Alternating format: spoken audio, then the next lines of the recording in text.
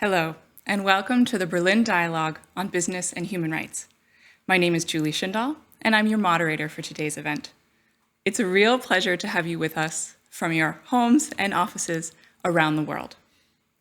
As we know, this year marks 10 years since the UN Human Rights Council unanimously endorsed the UN Guiding Principles on Business and Human Rights. We hope that today's event will be an opportunity for dialogue and frank conversation about our progress in those last 10 years and the challenges and gaps that we face. We have a terrific lineup of speakers for you today, joining us from Europe, Australia, Asia, and the Americas. I want to thank all of our speakers for being with us today. On behalf of the Federal Foreign Office, it is my pleasure to welcome you to our conversation today about our path forward. With that, I'm very happy to have Mr. Heiko Maas here with us in the studio. He's the Federal Foreign Minister of Germany, to welcome us with his keynote address. Good morning, Minister Maas. Good morning, and good morning to all of you. High Commissioner Bachelet, dear Michelle, Director-General Ryder, Minister Hallberg, friends and guests. 200 years after the first labor protection we introduced in Europe, basic labor standards, healthy working conditions, and the right to unionize remain out of reach for hundreds of millions of people in our world. And too often, our global value chains create value only in some parts of the world, while they increase the misery in others. Many of you, ladies and gentlemen, are working to change this. And 10 years after adopting the UN guiding principles on business and human rights, we have indeed come a long way. Consumers around the world are attaching greater importance to sustainability. The European Union is discussing a directive that could establish civil liability for human rights abuses in value chains. And who would have thought 10 years ago that Germany would agree on an ambitious due diligence law, which hopefully be adopted this summer? So, some might argue that the glass is half full. But the glass is clearly not full enough, as long as men, women, and children around the world continue to suffer under inhuman working conditions. While the pandemic has made us aware that we are living in one world, it has also had the most devastating effects on the poorest. Progress in the fight against child labor has come to a halt. Labor markets have been disrupted like never before in recent history. According to the International Labour Organization, working hours amounting to over 250 million full-time jobs have been lost. And millions of people working in the informal sector are on the brink of poverty and even starvation. For them, responsible supply chain management is a silver lining. Ladies and gentlemen, protecting human rights is a duty all states have. It applies to the governments of those countries where goods are produced and to those who consume it. 3 points will be important in this regard. First, human rights, social, environmental standards need to be reflected in all of our international trade relations and agreements.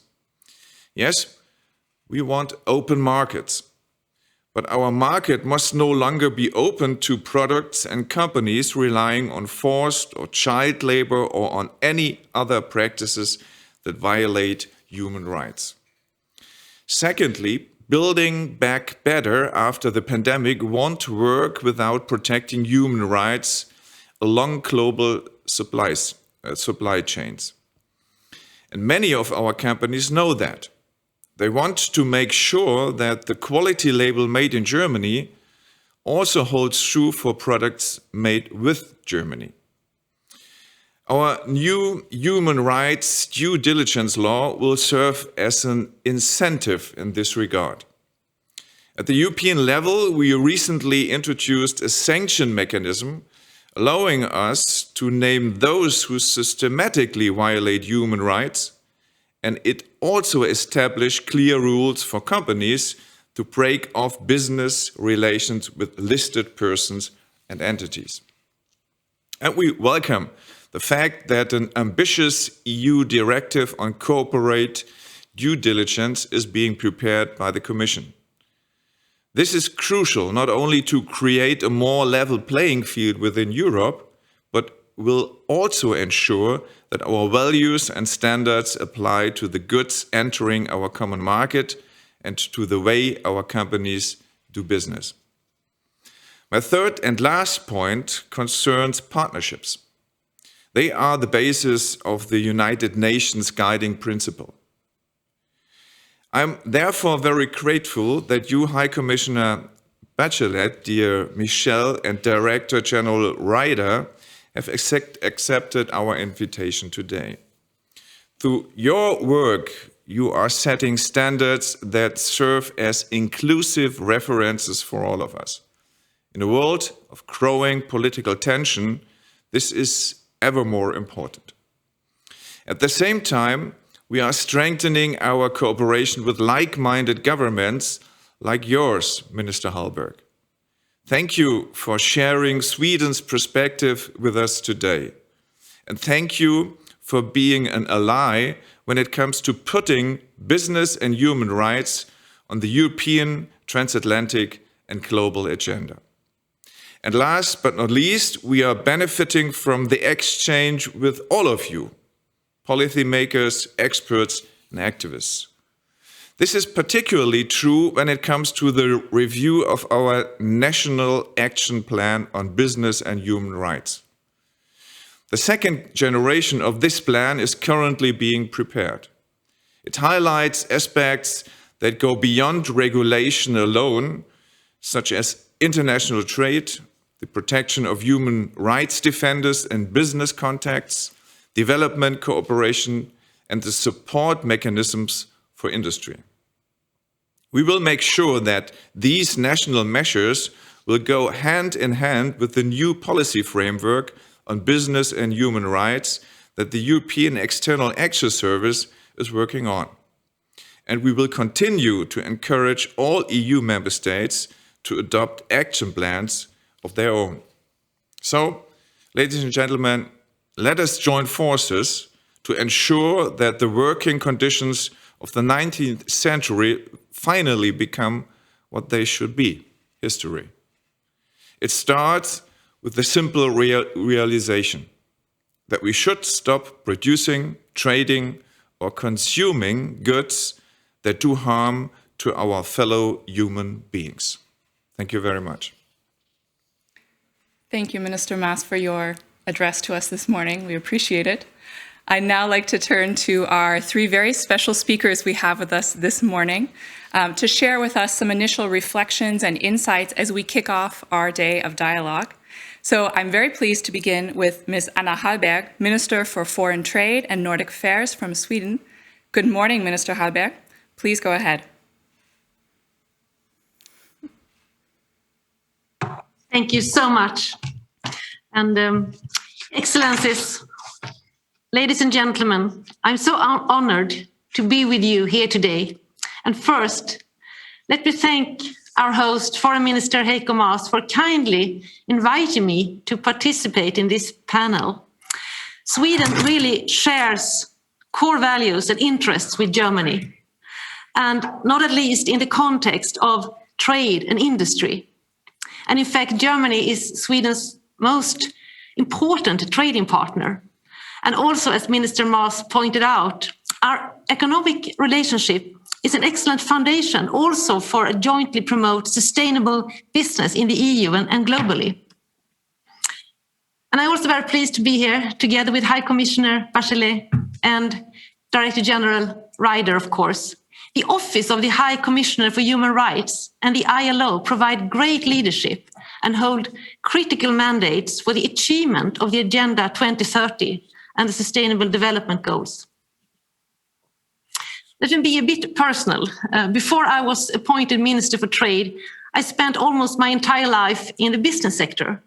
And therefore, today's topic concerns issues very close to my heart, human rights in the business sector. Value chains today are more integrated than ever and are key components in the globalized economy. But a chain is only as strong as its weakest link. Production can only be considered responsible and sustainable if it's so every step of the way. My combined experiences, both from private sector and now public sector, has only strengthened my belief that the smart mix of binding and voluntary measures is the way to go. And that has Sweden and many other countries already developed. But we are not there yet. We have not reached the goal yet. Sweden, as you know, has a strong commitment to respect and fulfill human rights. In 2015, we were one of the first countries in the world to adopt a national action plan for the business and human rights in line with the UN guiding principles. And we have taken several measures to implement these principles. Our government have introduced a new legislation on sustainability reporting for major companies, which is more ambitious than the corresponding EU directive. State-owned enterprises, as well as government agencies, should, of course, act as role models in sustainable business. The government of Sweden has also expressed a clear expectation for Swedish enterprises to respect human rights in all their operations, both in Sweden and abroad. But it's also important to point out that most Swedish businesses have already placed sustainability in the core business models.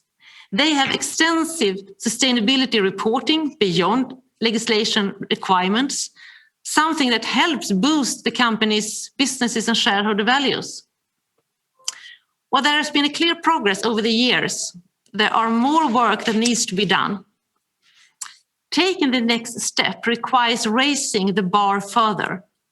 Regarding solely on voluntary measures will not do. The Swedish government therefore strongly welcomes an ambitious and harmonized EU legislation on sustainable business with mandatory human rights and environmental due diligence duty. This is truly an opportunity to reshape global standards for a responsible conduct within so many industries, helping, supporting, and pushing companies in their work to ensure that human rights are respected throughout the supply chain. But to accomplish real change, there must be a system for follow-up and for enforcement. This includes effective access to remedy as well. The legal framework should clarify companies' responsibility to identify, to prevent, to mitigate risks related to their activities. This includes the global supply chains and should cover all business, even SMEs.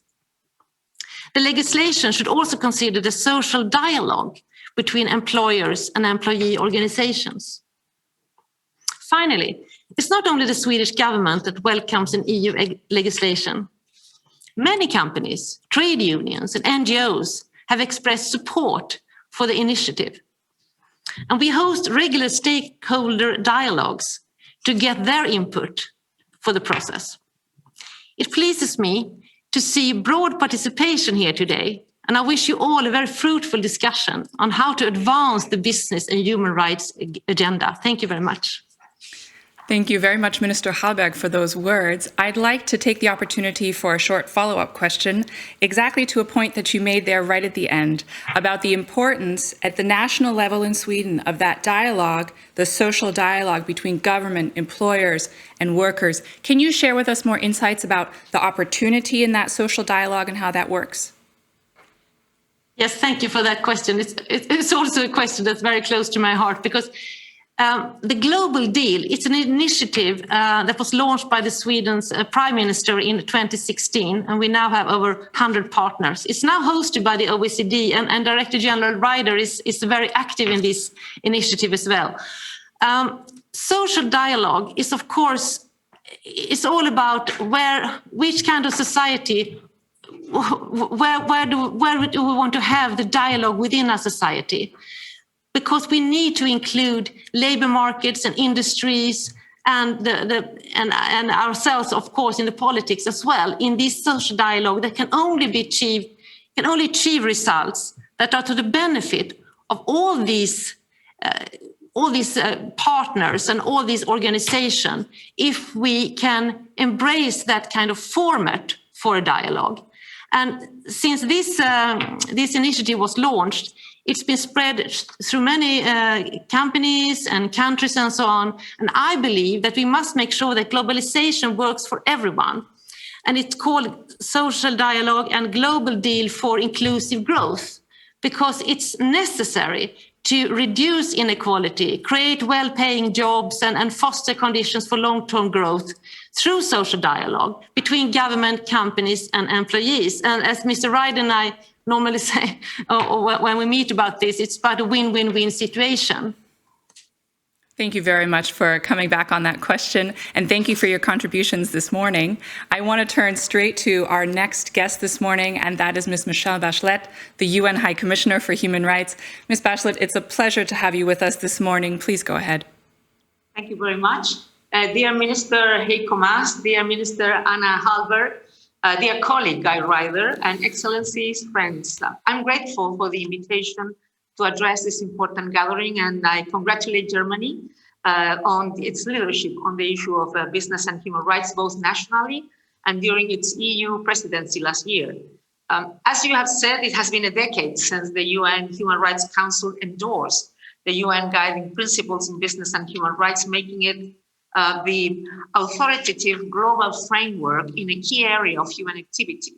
Trade and commerce contribute enormously to freedom from want, to individual skill development and economic opportunities, to the delivery of important services, and to shaping future innovations for peoples and societies. But these positive contributions can only be fully realized if business activities are not also creating harm. The guiding principles are a pragmatic and effective framework for preventing and mitigating the risk that business practices will hurt people and harm us all. I'm proud of the work done by our UN Human Rights Office over the past decade to promote implementation of this milestone human rights framework. We have developed practical, evidence-based guidance based on extensive research and engagement with stakeholders from across the world to help victims to assess effective remedy for harm. Our recent BTEC project applies the lens of the UN guiding principles to digital technologies.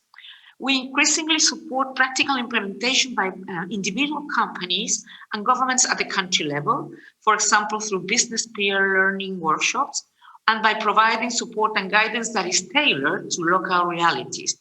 We have also helped to create an annual forum that has become the largest global gathering on business and human rights. Many of the international human rights mechanisms that my office support have also advanced more effective implementation of the guiding principles, most evidently the UN Working Group on Business and Human Rights. Other special procedures, as well as several treaty bodies, have also employed the guiding principles to analyze business-related aspects of the mandate. The open-ended Intergovernmental Working Group that is currently drafting a legally binding instrument on business and human rights seems very likely to encompass key elements of the guiding principles. And governments across the world have done vital work to promote implementation. Initially, many states focus on developing national action plans on business and human rights.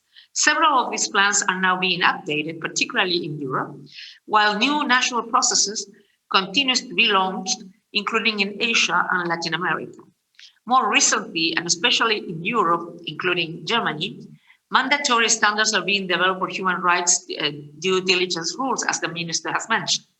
And I strongly welcome these efforts as a key component of the smart mix of measures the UN guiding principles call for.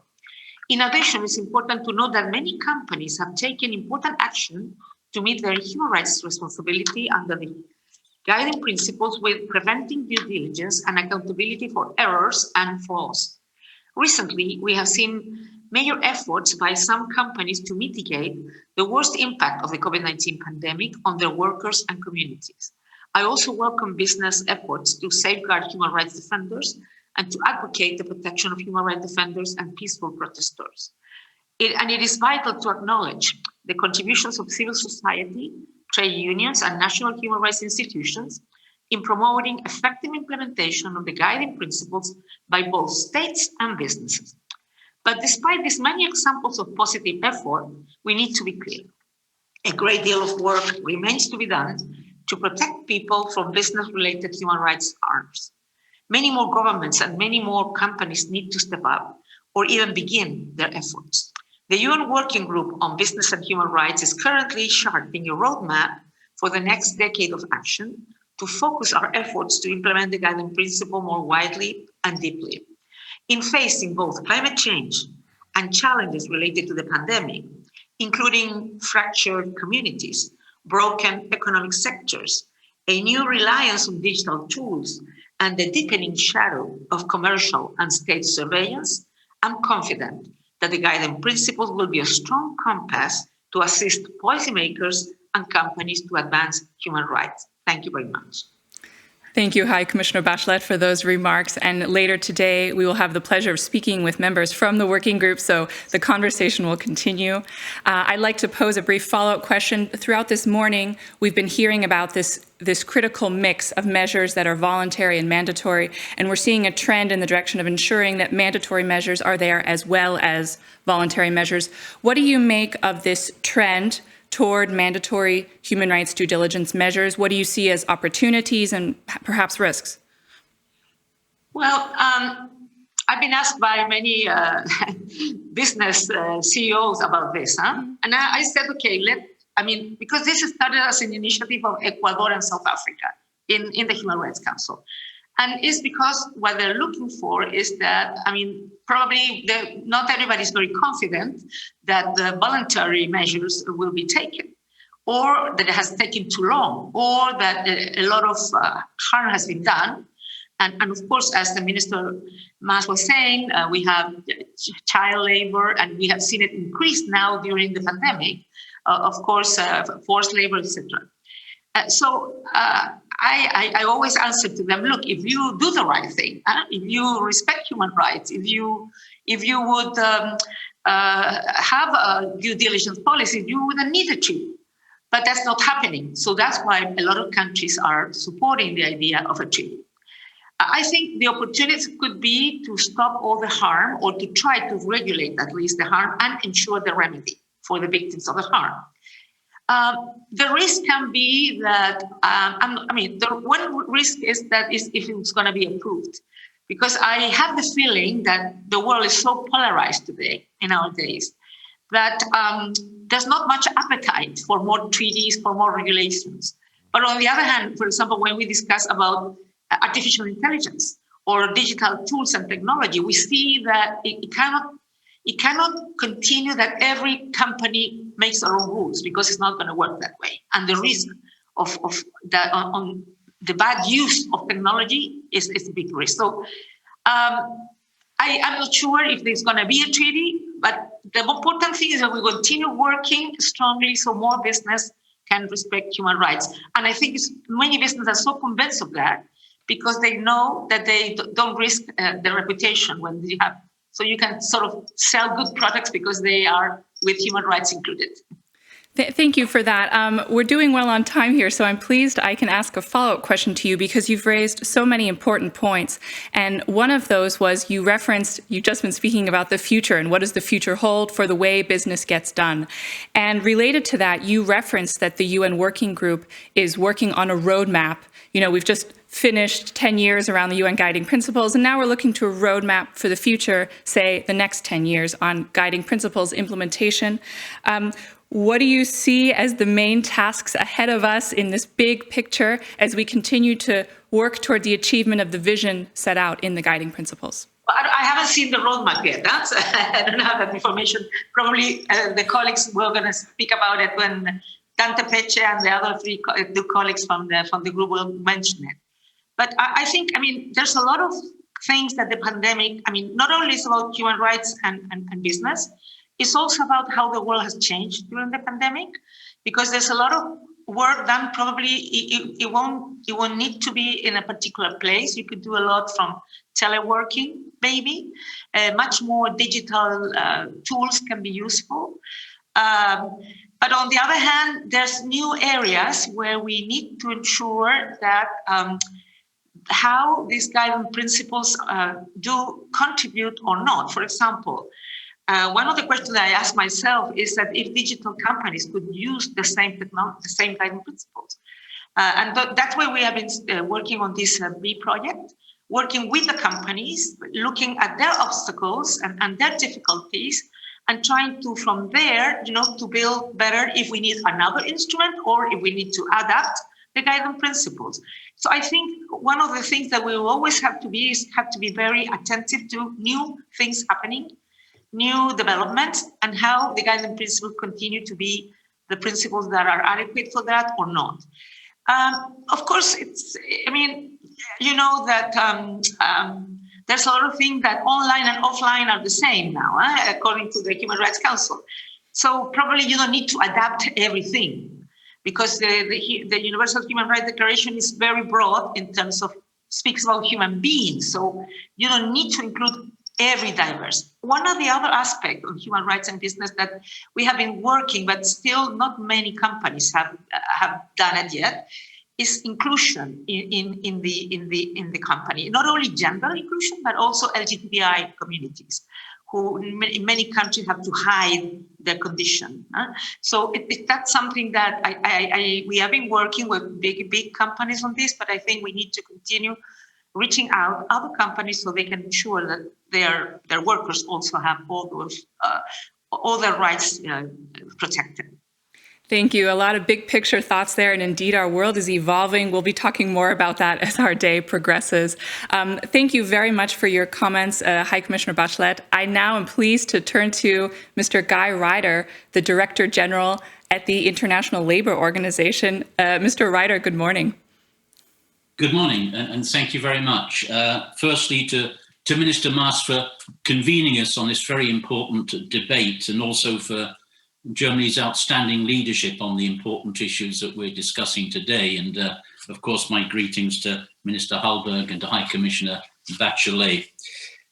We're coming together on what is effectively the 10th anniversary of the adoption of the guiding principles on business and human rights. And I think as we look forwards, it's quite helpful to look backwards and not underestimate the degree of progress, the road that we have already covered. I think it is reasonable to regard the adoption of the guiding principles as a game changer when it comes to the issues we are discussing, supply chain management in particular. But if the guidelines were game changers, I think it's also fair to say that the game is still changing. We are engaged in important and unfinished debates about the road forward. And I can say something about how that incomplete business is manifested in my own organization. But let me say that the road since the adoption of the guiding principles has been marked by other events. In my own organization, the other game changer was the Rana Plaza tragedy in Bangladesh in 2013, where we all know at a really critical point in global supply chains, 1,100 lives were lost in circumstances which could and should have been avoided by better management of supply chains, amongst other things. And we've had major debates in the ILO since then, particularly since 2016. And I have to say that those debates, in my own estimation, bring, in my mind, a combination of achievement and frustration. Now, where is the achievement? Well, we have seen in follow-up to the guiding principles the growth and the adherence by the different actors to, I think, quite robust and important follow-up processes. Of course, the national action programs are one part of that. The ongoing work of the working group and the discussion of a binding treaty another part of that. And if from the ILO we look at the national action programs, what is encouraging for us is that in survey work that we have done, a majority of those action programs refer to and properly refer to the international labour standards, which are, if you like, benchmarks, which our organisation sets out for global supply chain management. And can I just remind everybody what these international labour standards referred to are about? They're about the right to organise and bargain of working people. They're about protection from forced labour, child labour, and discrimination. It's a very select package of fundamental rights. We have an open debate now about adding safety and health at work to those fundamental principles.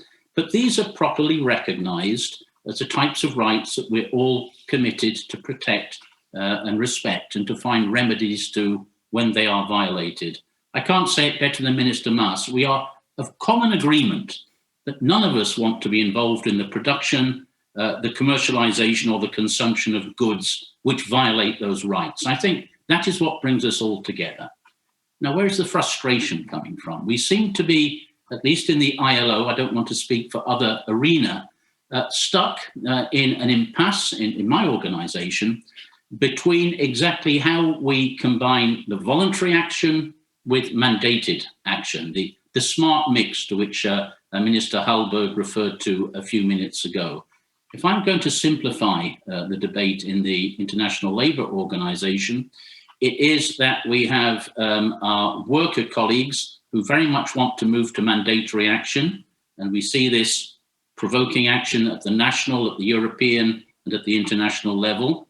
We have a business group in the ILO which is really of the view that this should remain voluntary. This type of action should remain voluntary, almost to the point that business adherence to the guiding principles is conditional upon voluntaristic engagement. And frankly, we haven't broken out of that. And governments in Europe, where we've heard from Minister Maas moving in a certain direction, they're not accompanied by governments in all other regions of the world. I think we still have quite a considerable amount of work to do to convince particularly developing country governments of the merits of this approach. They fear their interests may well be damaged. I hope we can move forward in this debate. I think it's been going on rather too long. I think important steps to resolve this mix of the mandatory and the voluntary is now critically important. Those who defend a voluntary approach, it seems to me, have the onus of having to demonstrate that it works. Has voluntary action produced the results we want? And I think that's a debate that we need to continue, and perhaps there in Berlin, that debate can be taken forward. Those who favour moving towards mandatory solutions, I think, will have to be clear of precisely what is involved here. And I just point to two or three of the issues which we all know are up for discussion. How can we expect small and medium-sized enterprises to assume certain responsibilities? To what depth should due diligence be exercised? How many tiers along the supply chains? These are valid and important points of debate. I believe they can be resolved with goodwill on all sides. And let me finish by saying that at this moment, when the pandemic has wrought such havoc on the world of work, and where we are all acutely conscious of the role of global supply chains in our global economy, what happens when they're disrupted, but also what happens when they don't properly distribute their value in acceptable ways. But I think these debates are more than ever current, and I think there are strong popular expectations that we move forward. And we are making renewed efforts here in the ILO, indeed with our partners, to make that progress. Thank you very much. Thank you, Director General Ryder. You foreshadowed so many points that I think all of our speakers will be very keen to discuss today. So thank you for doing that. I want to take a chance to come back on an issue that you raised in your remarks, and that has to do with the importance of the ILO core conventions on the fundamental rights at work, which constitute a core of the definition of what we understand by human rights in the guiding principles. Obviously, for the effective implementation of the core conventions, we need capacity building for those who have to implement them, and that's governments and other stakeholders. Coming from here in Germany, and obviously from then the broader perspective of the EU, what are some of the actions that states can take to support the effective implementation of the ILO conventions? Well, perhaps two comments in answer to that question. Thank you for it. The first is, we want our member states to ratify these conventions. That is a free choice of governments. Now, it is a remarkable circumstance that every single member state of the European Union has ratified, taken the legal obligations of all of our 8 fundamental rights conventions. It gives Europe extraordinary authority and experience. In other countries, we don't have that universal ratification. We have one convention which is ratified by all of our 187 countries, and that's the Convention Against the Worst Forms of Child Labour. We're quite close to universal ratification, but not everywhere. So my first answer to you is to encourage all countries to voluntarily accept the legal obligations of these conventions. And where that's not the case, and I would agree that ratification doesn't necessarily mean full application, well, then we need to encourage, we need support for those countries. Europe does a great job, I think, in the field of trade. We have the Trade for Sustainable Development clauses in European trade agreements, which I think provide strong incentives for countries with which Europe trades to move forward in these areas. Yes, they do sometimes have real capacity problems. Sometimes there is, quite frankly, a lack of political will, and then we're in slightly different territory from the capacity problems. But I take it as one of the ILO's biggest tasks to increase capacity, and we're lucky to enjoy the support of countries like Germany to give us the means to do that work. Thank you very much, Director General Ryder. I want to turn here for a minute to Minister Hallberg. I know that you have another engagement this morning, but I'd like to ask you a follow-up question, if it's possible. You can answer as briefly as you need to in the time that we have left in our panel. And that's because Director General Ryder just raised this point about the integration of the values of the guiding principles in trade policy, and you're obviously the Minister for Foreign Trade. So can you speak to us as briefly as need be? We understand you need to move on soon. Regarding how you see that integration and the importance of that connection in Sweden. Well, thank you so much for raising that question. And of course, as a Minister for Trade, I think it's absolutely key that we have a policy coherence on trade and responsible business conduct. And both at a national level and also at the EU and a global level, of course. And I think we need to show that trade and economic growth is compatible with sustainability and respect for human rights. And of course, they are so closely linked together.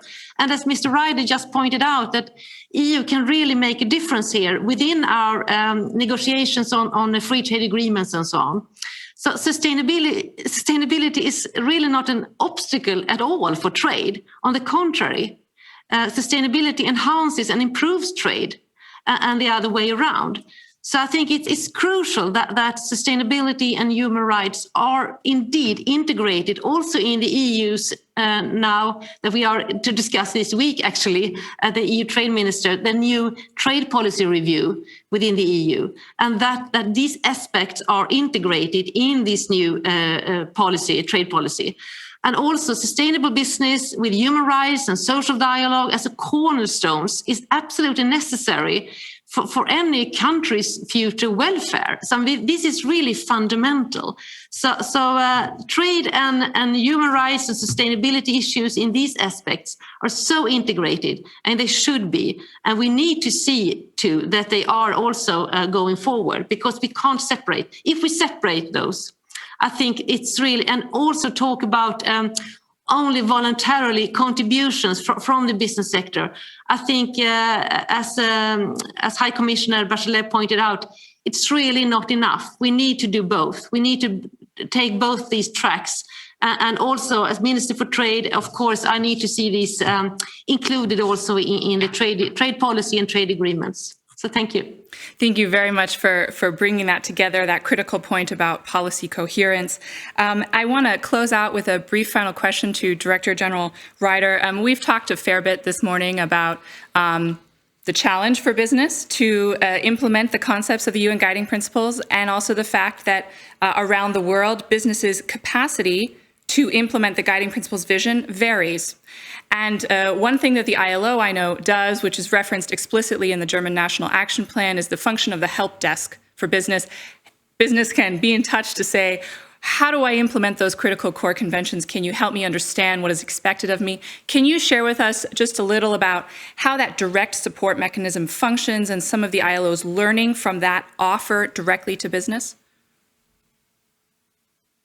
Yes, thanks for the question. And I think the first thing I want to say is that we see ourselves as a problem-solving organization. So when there is a company, an enterprise, which is really trying to wrestle with the sometimes challenging tasks of exercising due diligence, very often they want to ask, well, what does your convention mean? What does your Declaration on Multinationals imply for us? And understanding that, we set up this help desk, which is basically a confidential hotline where companies in a sort of a space of safety can ask the ILO those difficult questions, and we can, on the basis of confidence, try to offer the sorts of advice that companies often find that they need. And I think it is extremely important, and we're really trying to do this at the ILO, is that we embrace companies who want to do the right things. And they, I think, are the majority of companies. So we have a website, which in the first instance offers basic advice. But when it gets more specific or when it gets more complicated, we can come and talk. And we're trying to extend that type of support and advice process. We're trying to get our website up in more languages to try to make this as an effective problem-solving tool as we can make it. I think that's the right spirit in which we can move forward together in this spirit of partnership, which is a word I think which should figure very, very prominently in our discussions. Thank you, Director General Ryder, for closing us out. We've gone from a really high-level, big-picture view with our tremendous speakers this morning down to the very practical nature of what we need to support business and other stakeholders to implement what is expected of them under the guiding principles. So I want to express a very hearty thanks to all of our panelists and to Minister Maas for being with us this morning. It was a pleasure to have you. And we're going to make a short transition here in the studio to the next part of our panel. Thank you very much to all of you for joining us today. So we're going to be moving on here with a switch in who's standing next to me here in the studio, so I'm not alone the whole time. It's a real pleasure to open up our panel. We're going to be beginning to talk about some of the practical aspects that several of our opening speakers sort of teased for us, mentioned some of the key aspects we're considering.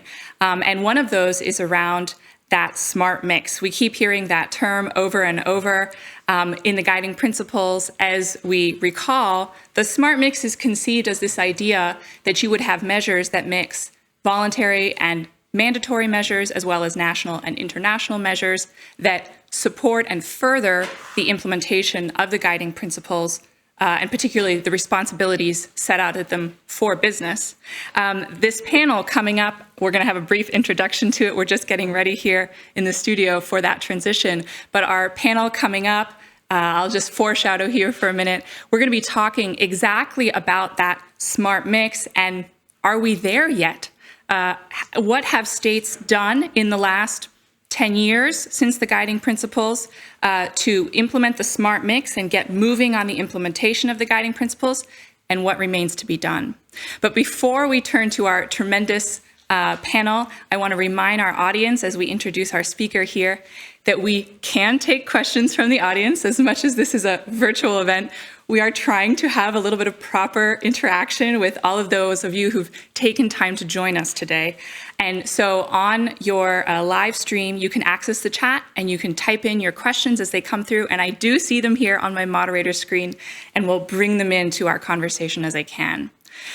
But before we move into that conversation, I'm extremely pleased to have another honored guest with me here in the studio this afternoon, and that is Mr. Michelle Bachelet, the Director General for Economic Affairs and Sustainable Development at the Federal Foreign Office in Germany. Ambassador Bachelet, hello, welcome. Thank you very much. Thank you, Julie. Thank you very much. Ladies and gentlemen, dear speakers at the Berlin Dialogue and dear guests at the live stream.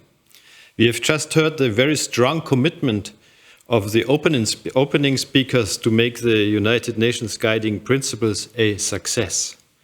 And we will now dive deeply into various themes that spotlight crucial current developments in the field of business and human rights. We are grateful for the high-level political backing that the Berlin Dialogue has received so far, and we are delighted that so many international experts have accepted our invitation to participate actively in this session. We thus have the opportunity to get input from a wide geographical range and from many different angles. For the sake of illustration, let me just mention that panelists join us today from Sydney to Seattle and from Chile to the Philippines. So the Berlin Dialogue on Business and Human Rights is, in fact, a global dialogue. This is also reflected by the large variety of guests that follow us at the live stream. We have counted roughly 800 registrations, with only a minority coming from Germany. And just like in our program, also our viewers represent the full range of stakeholders, from government representatives to social partners, from corporate representatives to civil society. This openness and approach of partnerships fully mirrors the way in which we, as the German government and the Federal Foreign Office, have designed and implemented our policies for fostering human rights in sustainable supply and value chains. Last July, we were proud that the Foreign Office could co-host the international launch of the UN-led flagship project UNGPs +10. When we started to plan today's Berlin Dialogue, it was really evident for us that we wanted to continue this trustful cooperation with the UN Working Party on Business and Human Rights.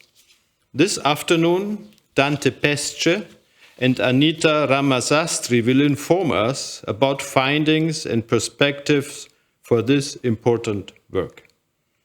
During the German presidency of the EU last fall, we went an extra mile to place business and human rights high and prominently on the European agenda. In this spirit, we will also dedicate one focus session to latest activities on EU level. We hope that the panels on EU-wide mandatory due diligence and on the comprehensive UNGPs policy framework on EU level will inject further momentum in this highly relevant work. Germany stands ready to fully contribute. It is a pleasure that we can welcome today panelists from the EU Commission, from the European Parliament, and from the current EU Council presidency. Not least, we will right now start our deep dives with a profound exchange on experience and expectations when it comes to the challenge of adjusting the smart mix of measures to tap the full potential of the United Nations Guiding Principles. For no government and for no business, ensuring due diligence, transparency, and accountability in global economic affairs can be a one-off effort. And it should never be a tick-boxing exercise. We need to continuously assess the impact and effectivity of our policies, and consequently, update our initiatives accordingly. In Germany, we have done so with a view to mandatory due diligence, and we will do so regarding our National Action Plan. We are excited to hear how other governments and stakeholders, also beyond our own region here, are handling this risk. And we wish to invite our partners worldwide to enrich our activities with their contributions. Having said this, I am really looking forward to listening to the discussions at the following panels this afternoon. Many thanks, and I wish us all very good discussion, and I hand over to Julie. Thank you very much. Thank you, Ambassador Claude, for opening us up to this next panel. So I'm very pleased to welcome with our first panel talking about Are We There Yet? Government perspectives on national action plans and other instruments to implement the guiding principles. We have a terrific panel from Germany, the Netherlands, and Canada joining us here. We have Ms. Bärbel Kofler, the Human Rights Commissioner of the federal government for Germany. We have Ms. Sherry Meyerhofer, the Canadian Ombudsperson for Responsible Enterprise. And we have Ms. Caroline Colau, the Director for Trade Policy and Economic Governance at the Ministry of Foreign Affairs in the Netherlands. So, Ms. Kofler, I want to kick off and go straight to you. You have a couple of remarks to share with us this morning. Please go ahead.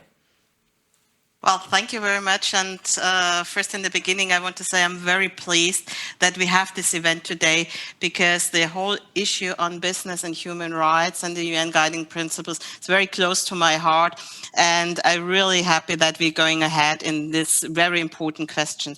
And although the title of our panel, A Just a Smart Mix, is quite appropriate and it's timely, because of course it's always the question of voluntary measures and support, and how could business be supported in going ahead in fulfilling the UN guiding principles.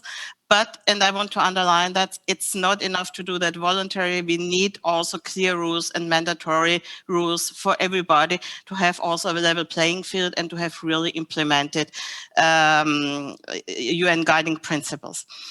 Well, we all know, and the UN guiding principles are expressing very clearly what they want from states. What is the duty of the states? What is the duty of the business community and the trade community? And how we can then come up with practical tools in hindering a violation of human rights, but also with coming up with grievance mechanisms for those who suffered. So it's very clear what is meant by the UN guiding principles. And we started 5 years ago in Germany with our national action plan. Well, it's a long time already, 5 years, I think. So I'm very pleased that we're now coming to a moment where there are some fruits or some things coming out of that work. What was important, I think, with the National Action Plan, and which has to do with the smart mix and voluntary measures and activities. The National Action Plan played a fundamental role in establishing and fostering a general understanding what the guiding principles mean for business and for society, and what does really human rights responsibility and rules meaning along global value chains. I think that is very important, and in the last 4.5 years after adoption of our National Action Plan, we were coming up with voluntary measures, on the one hand from the government side, to build up structures, to have really an intergovernmental dialogue. So it's not only the issue of the Ministry of Economics and Trade or the Ministry of Foreign Affairs or of Labor and Social Affairs. So it's a common governmental approach, which I think is quite important. On the other hand, I just heard in the high-level panel the question on help desks. There were a lot of activities coming up to support business. Also in the new help desk we were establishing for business and global compact network in Germany, we were coming up with a new brochure published in several languages, who is also showing how access to courts and remedy can be achieved in Germany, so that those who may be suffering from a human rights violation can have more information about their possibilities. And there were plenty of development cooperations, multilateral political outreach for projects, bilateral projects with international organizations, really to broaden the range of activities. I think that is very important, and it had an impact also on our German society and public. We have a very aware public or a society which is very much aware on the necessity of due diligence along value chains, and there are broad civil society activities on that issue. And one outcome also was we were coming up with a monitoring process of our national action plan. Also took a long time, a lot of activities, but well, I would say shameful outcome was that at the end, in the last round of this monitoring process in 2019, 2020, only 13 to 17% of German businesses and companies employed more than 500 employees or staff bigger than 500 were fulfilling voluntarily the UN guiding principles. That's not really a lot, 13 to 17%. So it was crystal clear for me, for a lot of other people, for our Ministry of Work and Social Affairs, for the Foreign Ministry, that we have to come up with mandatory elements, because a smart mix is not a mix if it's only voluntary. So if you would you should mix voluntary and mandatory elements. So we had an intense debate in Germany. Finally, a result in a compromise in March by the most involved ministries, was coming up with a draft law on mandatory human rights due diligence. And this is now in the parliament, in the Bundestag. We had a first lecture. A second lecture will be probably in June. I hope that would be maybe this week, but it's a little bit postponed. There are still debates going on, you can imagine. But we hopefully come to an end next month with that.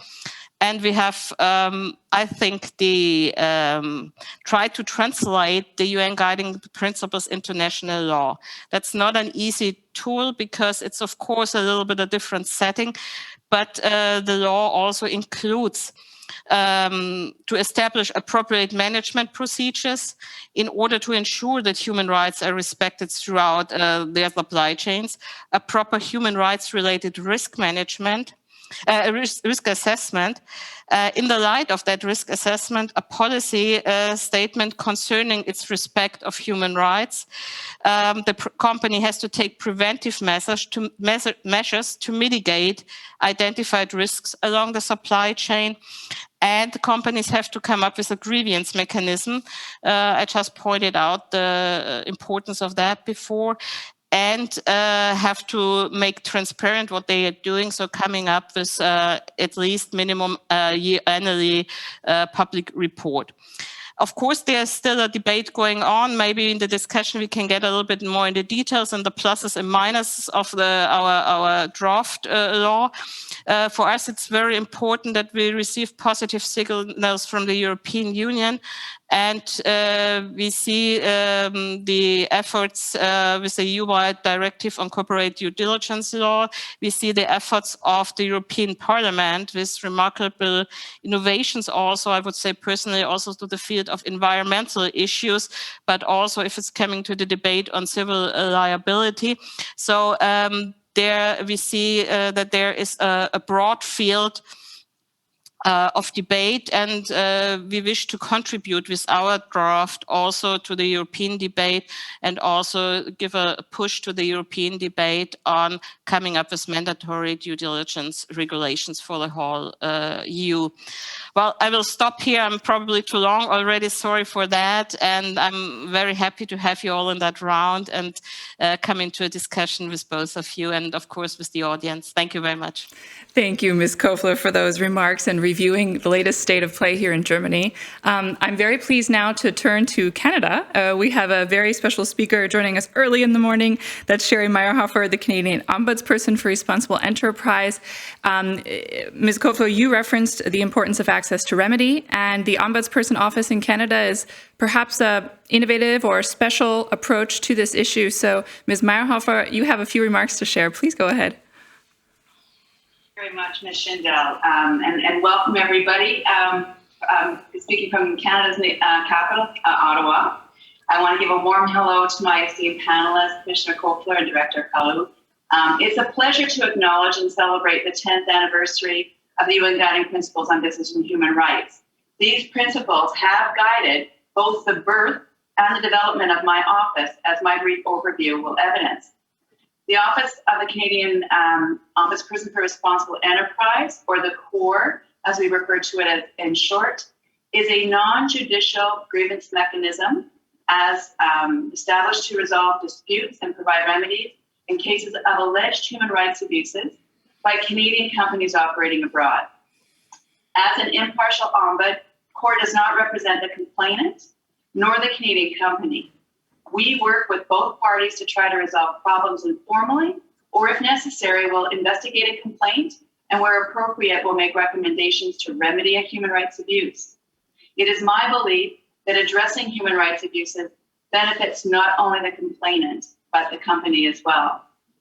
CORE's mandate includes the jurisdiction to review alleged human rights abuses caused or contributed to by a Canadian company operating abroad in 3 sectors.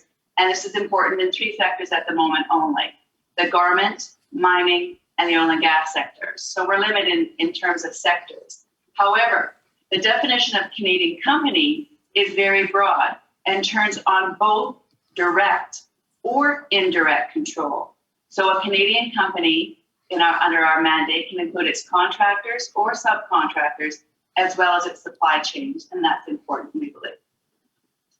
At CORE, we encourage Canadian companies to continue to respect human rights by undertaking due diligence to identify, prevent, mitigate, and account for human rights impact in business operations, using the UN Guiding Principles on Business and Human Rights, as well under our mandate, the OECD Guidelines for Multinational Enterprises, as our frameworks for doing so.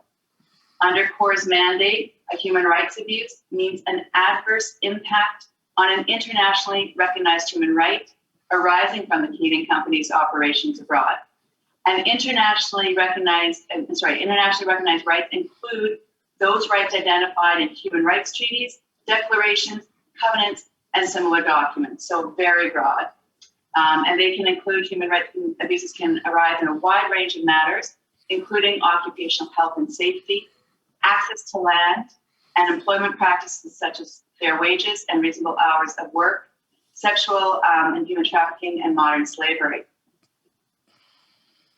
Human rights abuses, allegations, or complaints can be made to the CORE by or on behalf of an individual, an organization, or a community. And after reviewing a complaint, CORE's mandate permits it to make recommendations for remedies and policy reform. With respect to remedies, the CORE has several options at its disposal, including recommending that the company restore land or other property, pay lost wages or employment-related benefits, provide financial compensation for pain and suffering, and issue a formal apology. With respect to policy reform, the CORE can recommend reforms to corporate policies and or Government of Canada policies. In addition, as the Ombud, I can recommend trade measures against a company to Canada's Minister of International Trade. And these measures include the withdrawal or denial of trade advocacy support, the refusal to provide future trade advocacy support, and the refusal by Export Development Canada to provide future financial support. These are very important levers under our mandate. CORE's Human Rights Responsibility Mechanism, or HRM, includes all aspects of how complaints or other inquiries can be submitted and how we assess them to see if they fall within our mandate. It also includes our processes for handling complaints, including through mediation, joint or independent fact-finding, and other practices like information sharing, dialogue, and facilitated negotiation. Finally, it includes processes for ombuds-initiated reviews that I can initiate without the filing of a complaint. In developing the HRM, our dispute mechanism, we drew heavily on the effectiveness criteria set out in Article 31 of the UN Guiding Principles. And I just want to say detailed information on both the CORE's mandate and our mechanism can be found on our website. To conclude, the UN Guiding Principles on Business and Human Rights are foundational to the creation and operation of my office. This is evidenced by the fact that embedded in CORE's mandate is a requirement to promote and be guided by them. And the reliance of CORE's Human Rights Responsibility Mechanism on the guidelines' third pillar, access to remedy, which was mentioned as being particular to the CORE, including the incorporation of the effectiveness criteria. So are we there yet? Well, at least we're on our way. The recommendations and other findings that may emerge from the HRM process are intended to provide concrete solutions to improve the respect for human rights by Canadian companies operating abroad. The CORE looks forward to delivering on this intention in the months and years to come. And I just want to thank you, and I look forward to hearing the third panelist and then responding to the questions from the audience. Thank you very much. Thank you so much, Ms. Meyerhofer, for that overview of some of the measures taken in Canada. I now want to turn to the Netherlands, where we know there's been a lot of activity on guiding principles, implementation, responsible business conduct over the last 10 years. And so we're very pleased to have Caroline Colau here to give us a brief overview of the progress in the last 10 years, answering that key question, are we there yet? Thank you. Thank you very much. And very happy to be here. Joined by Germany and Canada. It's good to have someone from outside the EU as well to shed light on this important issue.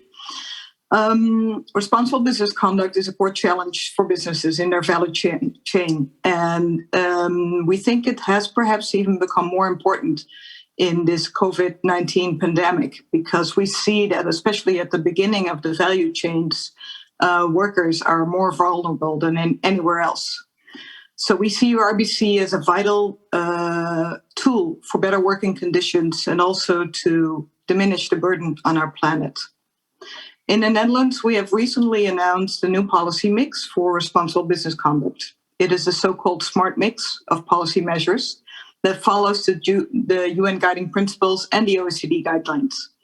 To tell you a little bit about what we do in the Netherlands currently, and also how we look at the EU work that's ongoing. Our policy approach so far has been mostly voluntary for businesses. It entails, amongst others, cooperation between private sector companies, but also with government and NGOs. The aim being to improve responsible business conduct throughout the value chain. We work with so-called sectoral agreements. I think we have about 10 in total, including in the textile sector and in finance. In 2019, we have begun reviewing our policy. The central question being, is current policy effective enough, or should the Netherlands adopt additional measures? And if so, should binding measures be amongst them? At this time, we also evaluated the effectiveness of our sectoral agreements. We have learned that the sectoral agreements have a lot of advantages, but in terms of effectiveness, not nearly as effective as we would have hoped.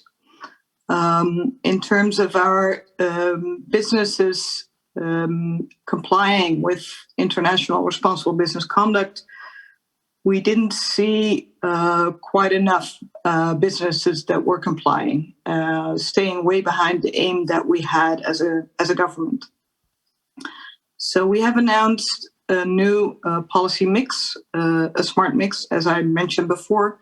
And the cornerstone of that mix is a due diligence legislation, preferably at the EU level, because we think that at the EU level it is more pronounced, more effective, will have more impact internationally, and it is better in terms of level playing field. What has our approach been since then? Since we have announced this new policy mix last fall, we're currently working on the building blocks for the due diligence legislation. We are working on them irrespective of whether we will see legislation at the EU or the national level. We are in this way prepared for both in the end. Those building blocks relate to the scope of the legislation, the requirements that we have for companies, and the means of monitoring and enforcement. We have currently asked 2 government advisory boards for an advice on the building blocks that we have designed, and we're awaiting their advice as we speak. When conducting our review, we shared the lessons learned with several interested parties, including with the Commission, and our work on the aforementioned building blocks can also serve as input for the work at the EU level. At the same time, as I said, we stand ready to implement national policy should we need it. The due diligence legislation in the mix is supplemented by reinforcing measures to promote compliance with legislation and the exercising of due diligence. You can think of example of RBC criteria in public procurement and private sector instruments, an RBC support office, financial incentives, and continued sector-wide cooperation. The mix is in fact a set of complementary measures, presumably work better if we put them in a mix like this, that can inform companies, facilitate and incentivize companies, but also set conditions and impose obligations. We're currently also revising our National Action Plan on business and human rights, and this policy mix will be an integral part of this. In terms of how we look at the EU and the work we've done there, let me underline again that the EU approach for us is very important. We think legislation at the EU level would be best for the reasons I mentioned before. Our approach in Europe has been twofold. We have put focus on due diligence obligation at the EU level as part of an EU action plan on RBC. And we have put concrete efforts into that approach. We have sent a Dutch non-paper and a joint letter with Germany to Commissioner Reinders on a due diligence obligation for European businesses. And we have called upon the Commission last December in the Council conclusions for an EU RBC action plan. And we have greatly valued the cooperation with the German presidency.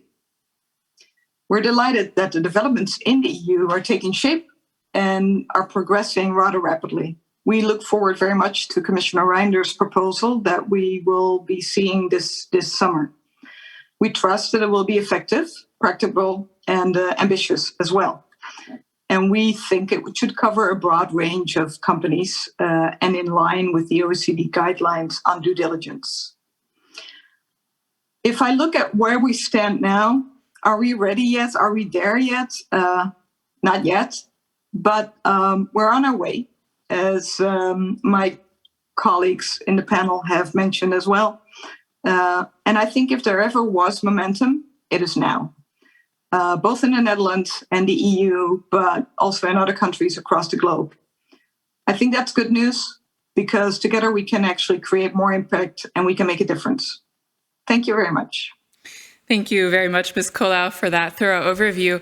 I want to come back on, we've gotten some questions in from the audience, which is terrific. I really encourage you all. And even if I don't ask the question right away, I may pull it into conversations later. So for our audience, don't hesitate to put up your question. So I'm going to pull in one question from our audience and wrap it up in a question. I think this is going to Ms. Kofler. So we've heard throughout this panel about that smart mix. And I think Ms. Colau used the words reinforcing measures to promote compliance, supportive measures, as well as measures that simply say, this is what the expectation is, let us be clear. In terms of the evolution of that in Germany, Germany started with its national action plan with a voluntary approach on due diligence, but said, we will monitor this. And now we stand here today at a slightly different point. Can you talk us through some of that complementary nature of the voluntary and mandatory and the evolution Germany has gone through and where you'd like to see it go?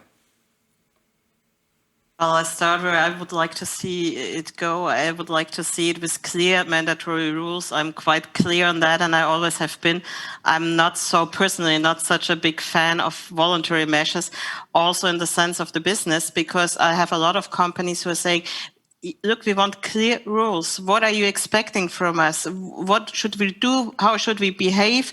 Come up with clear rules. And we have a lot of businesses who are trying already voluntarily and are coming into a little bit of a difficult situation then if they have other companies who are not doing so and maybe produce cheaper. So in the question of level playing field, I think this voluntary issue is not the appropriate way. It was decided this way and we did it, and I was saying we're trying to come up with a lot of support, building up new help desks at the moment.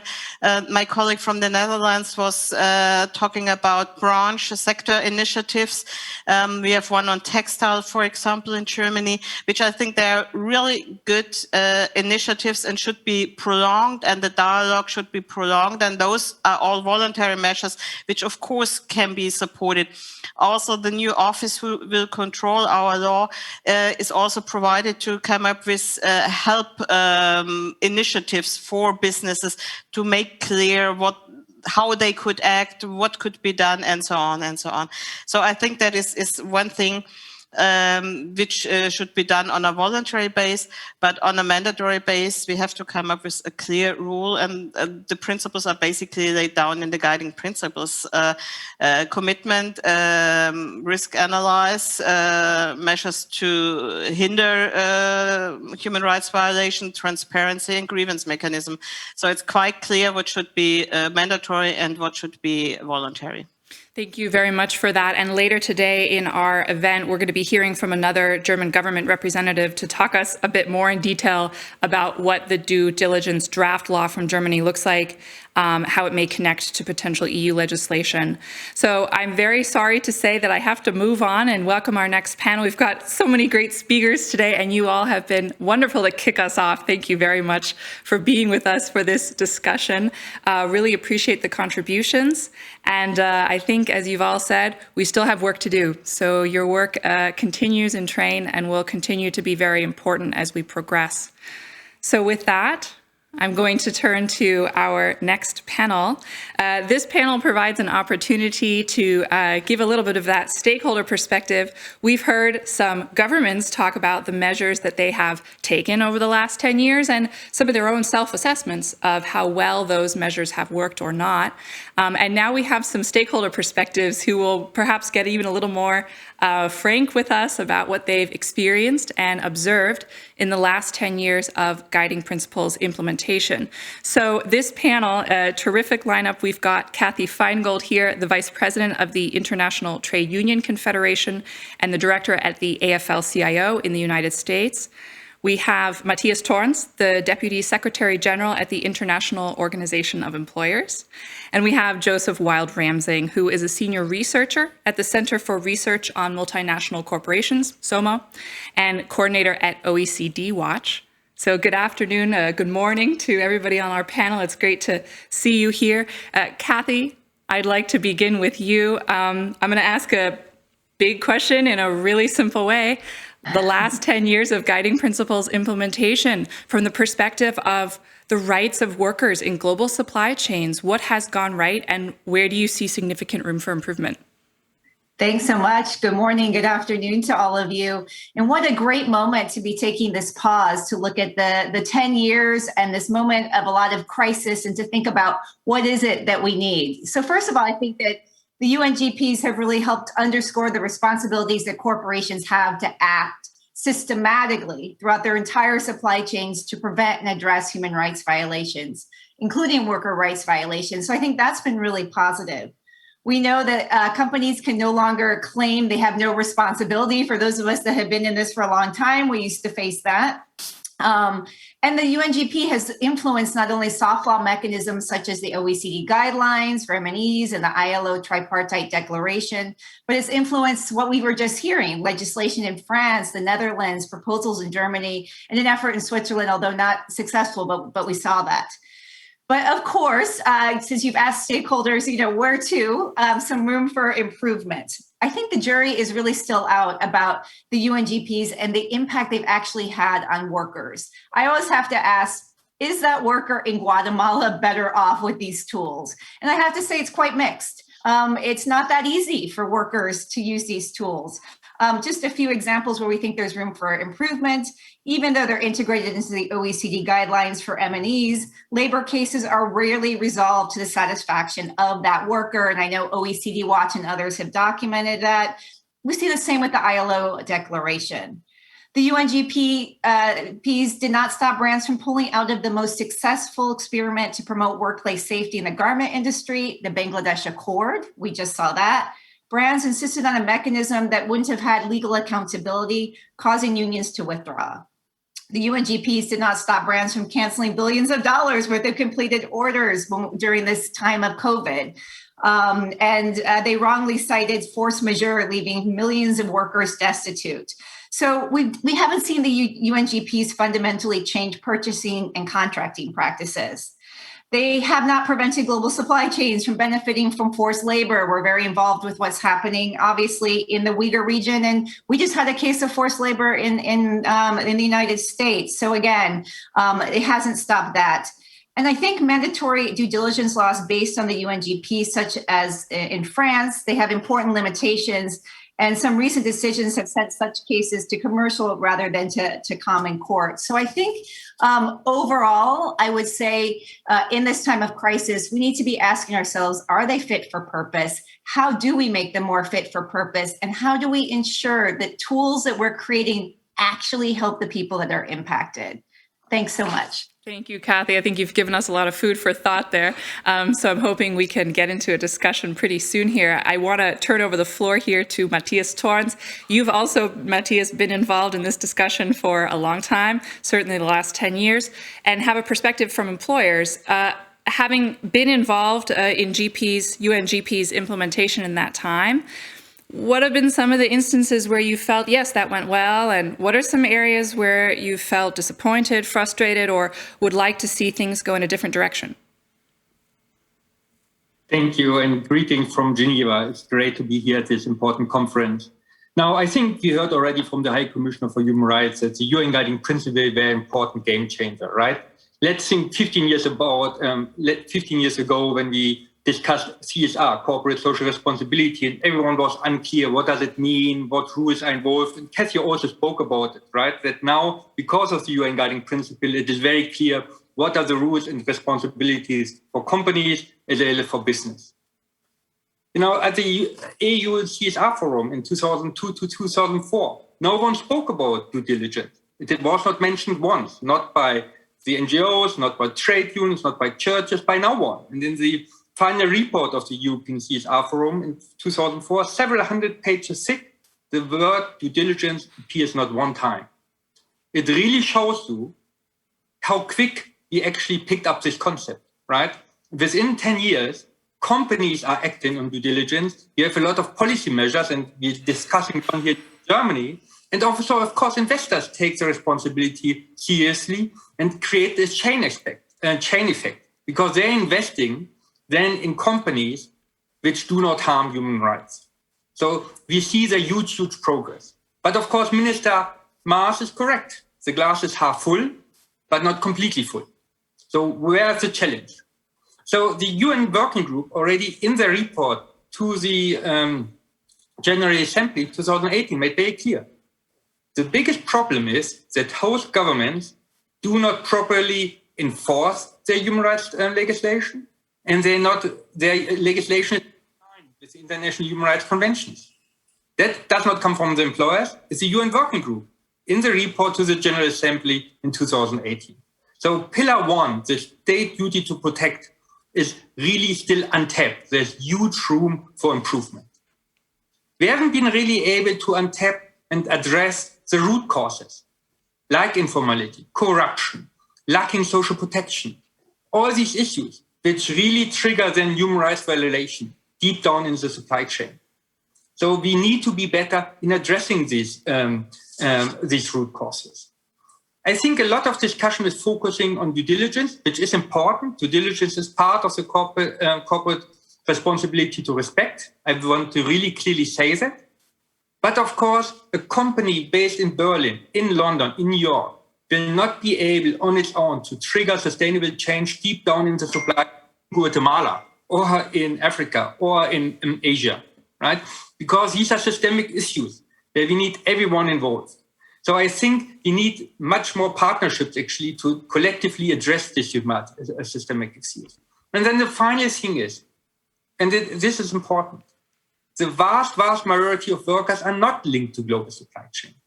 They're in the domestic economy, and we cannot forget them, right? The Alliance 8.7 report clearly stressed that the vast majority of child labor, forced labor, take place in the purely domestic economy. In North Africa, for instance, more than 90% of child labor has no link to global supply chain. It's purely domestic. And the trick is, if we address the root causes for this more than 90%, we also address the root causes for the 9%, which are linked to global supply chain. And I think we need to do a much better job there. Thank you. Thank you, Matthias, for those remarks and that perspective gained over some years of engagement on this topic. Now I want to turn to Joseph. Joseph, you've been involved in a lot of accountability measures, in particular around guiding principles implementation and business conduct. Can you share with us, big picture, the last 10 years, where are we on accountability? Do you think things have improved at all? Do we have learnings, perhaps, from your work over the last decade? Yeah, thanks so much, Julie, and thanks to the German Foreign Ministry for the invitation to speak. I'm really going to be speaking from my work on the ground with communities and workers in many of the production countries that these measures that the OECD guidelines and the UN guiding principles are designed to protect, and trying to bring their perspective here to some of the higher level debates that we're having about the way forward. And I'm going to echo a lot of the things that Kathy said just a few minutes ago. And I thought also, I think it's great that we were invited for this session called Laurels and Bruises to identify sort of a few areas where I do think there has been some progress, and to give some laurels out to some of the governments on a couple of different areas. And also to identify some areas where, or deal out some bruises, or at least identify a few areas where we feel like civil society maybe and the communities on the ground feel like we have been bruised by certain lack of progress in certain areas. And then just take a minute at the end to mention a few things about Germany specifically, given the context that we're in today. So I think, again, as Kathy mentioned, one of the really the areas of progress, or a real contribution that the UNGPs have made over the last 10 years is around this common language. And Matthias also mentioned this as well, about due diligence and sort of a level playing field in terms of talking about the same things. What are we discussing here? What is it all about? It's about the rights of people and workers and the planet, and getting that common language out there. And I think some of what gives me really the most hope, I would say I'm more optimistic than any time over the last 10 years because of some of the recent developments, I think, about finally putting some of the principles in the UNGPs into law, giving them really strong mechanisms to enforce them, such as some of the due diligence things and the reporting and communication. And I think we're really starting to see some meaningful work on that smart mix by developing the binding side, the binding measures. And just these have been mentioned as well, but some of the mandatory due diligence legislation and initiatives, particularly France, of course, with the law. Some of the work at the European Parliament by Heidi Hautala and Laura Wolters, for example, pushing the debates there. I think looking at some of the sectoral developments at the EU, in particularly the battery initiative now, timber and cacao, some of these sectoral due diligence, mandatory due diligence initiatives. The non-financial reporting directive has had an impact. I know that there are still some issues, some kinks to be worked out, but I think getting that reporting, that communication part of due diligence and the principles again in the UNGPs put into law has been important and will continue to be important going forward. And then also I didn't want to go without mentioning the work of the UN OHCHR and the working group, UN working group, and the OECD in sort of providing the elaboration around due diligence and continuing to sort of help develop the norms and the standards And then two last things here. The Germans have this nice word, Vorschusslorbeeren, which is sort of like preemptive laurels or advanced laurels. We haven't quite seen it take form yet, but I think there's a lot of hope and a lot of possibilities there, particularly around the work at the EU being led by Commissioner Reinders at the Justice Commission on an EU directive on mandatory due diligence.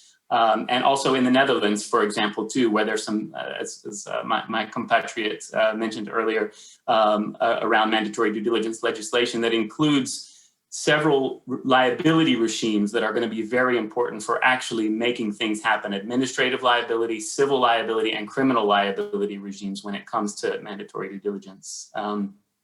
Of course, I can't go without mentioning some of the bruises that we felt. I think in large part, the civil society has felt really let down or disappointed about the NAPs, the National Action Plans, in many countries. Really, there was a lot of weight put on these by governments, or a lot of sort of putting them forward as this is something that's really going to be a game changer, and we really feel like they have not been. And in many cases, they've just sort of been a summary of things that are going on already, without any real commitments toward the future.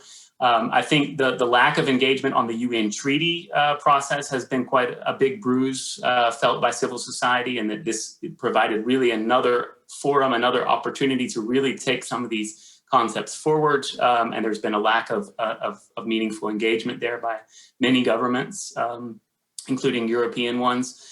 The national contact points at the OECD, I think, have also been quite a big bruise. As Kathy mentioned, at OECD Watch, we've continued to document, along with our trade union counterparts, sort of the failures of many NCPs, of the NCP system as a whole, really, to provide sort of meaningful access to remedy for victims.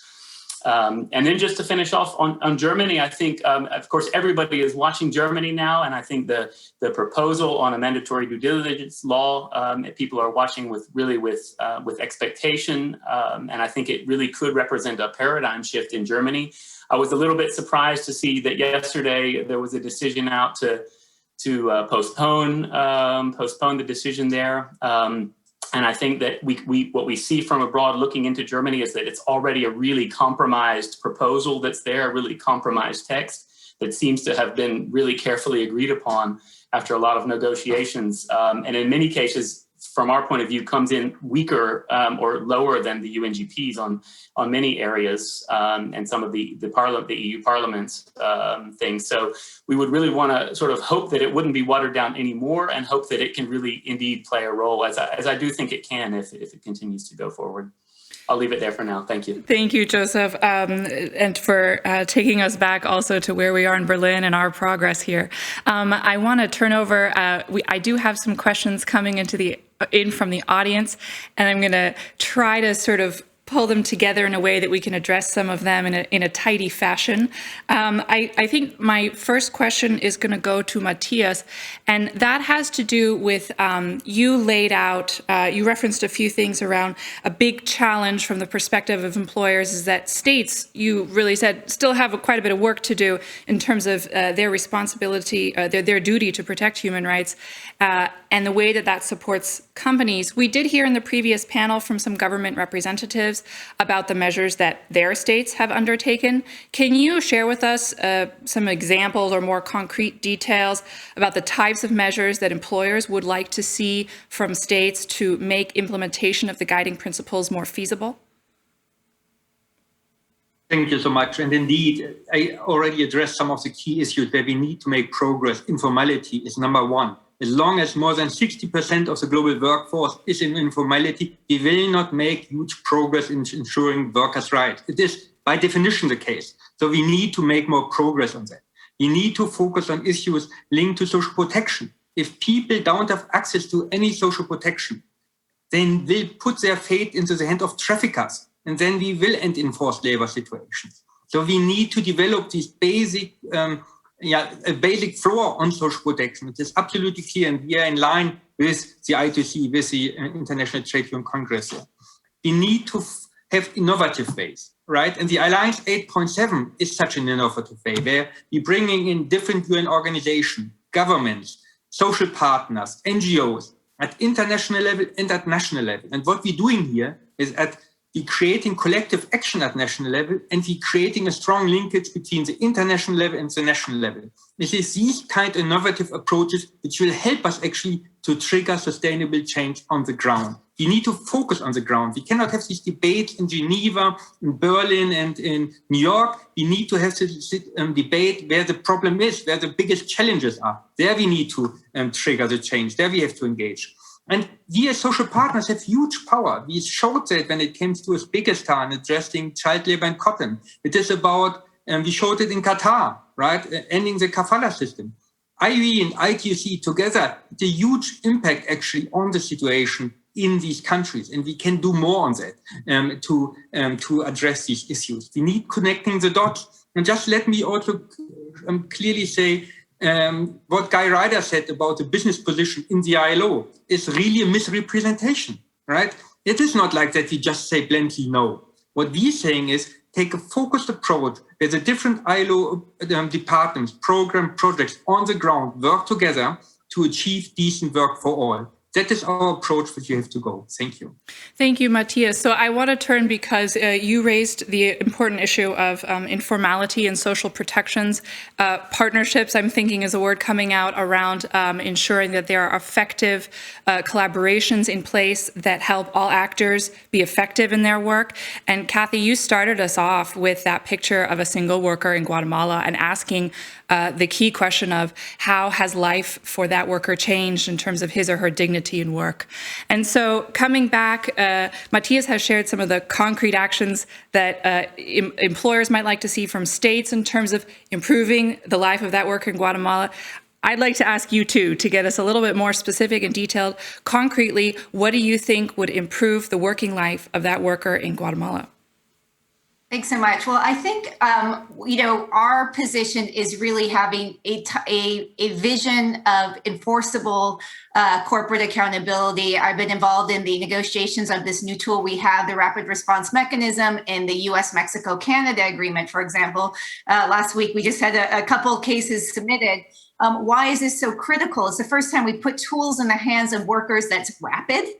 Most of these tools we're talking about today are not rapid, so it takes years and years for a worker who's been fired to seek any justice. Workers, Matthias was talking rightfully about the lack of social protection in the floor. Workers don't have years to wait for dignity and for justice in a case. We need tools that can work very quickly to remedy the situation. We're not quite there yet. We need freedom of association to not be debated everywhere. Freedom of association is what is the enabling right to end forced labor, to really ensure that the UNGPs are effectively implemented at the workplace. And I agree with Matthias, we can talk all we want in Geneva, but when workers are fired the moment they try to exercise their rights, we have real problems. And then I would say, we have an opportunity. These crises that we're living through right now give us an opportunity to ask, what do we need to transform the reality for these workers right now? I think Matthias and I agree, 60% of the world don't have social protection. But again, you need workers to be able to organize, to be at the table, to shape what they need in terms of social protection. And we'd be happy to extend protections, again, to informal economy workers. But I think we need to start thinking about how do we make these tools accessible, that remedy is fast and effective, and workers actually see that they bring dignity and justice. If not, workers are not going to see that these tools were really meant to do anything for them. And so I think, again, what are the guardrails we can build? We have these new rapid response models that we're trying to build out. And I think that is really a way forward, that workers want something that can really respond immediately to a situation. Thanks for that, Kathy. And I think you've touched on the issue of, if a harm to a worker's human rights has happened, they need access to a rapid system to address that as well. So both preventative and mitigating measures. And Joseph, I want to tie that into a question to you, which has to do with in terms of the mandatory measures that are increasingly coming into force or being discussed, for example, here in the EU or Germany. One of the questions from the audience is around access to remedy in these mandatory measures that we're seeing pop up, particularly in Western Europe. Can you give us, again, I seem to be following the vein here of give us some examples, some concrete details. What would good look like when we talk about mandatory measures and maybe especially around access to remedy, provision of remedy?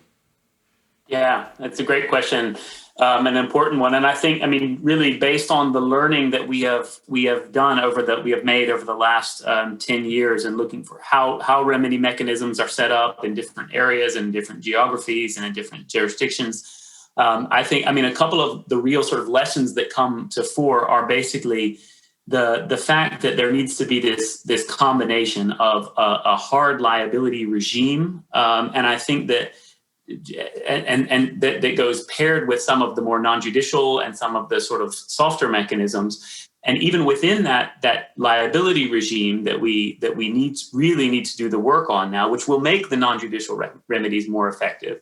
But we need to have also various layers in that as well. So I think you need to see, particularly again for that worker in Guatemala or the community in Nigeria, there needs to be strong civil liability regime that is attached so that those workers have a direct access to a remedy and to justice through the courts in different countries, but particularly, let's say, in the country where these companies are headquartered.